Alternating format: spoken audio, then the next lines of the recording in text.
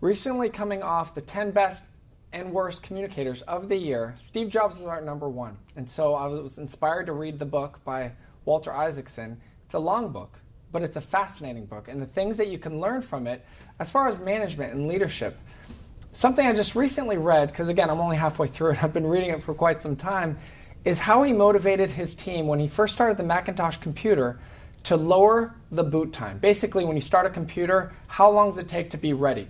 He wanted it lowered by 10 seconds. He asked the engineer, can it be done? The engineer said, can't be done. He says, if a life was dependent upon it, could you get it done? And he says, well, if a life was dependent, sure. So what happened was, Steve immediately gets up on the whiteboard, says 10 seconds times 30 million people. 30 million people are going to probably have this Macintosh computer.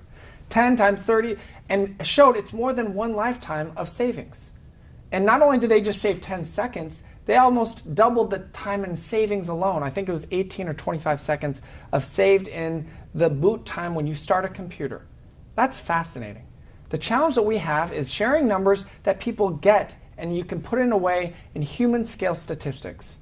I suppose it's partly being partners with the Heath brothers with their Made to Stick book of putting numbers in a concrete way, in credible ways, in a human scale statistic way that gets us to always think this way, but I think everyone watching this should think the same thing.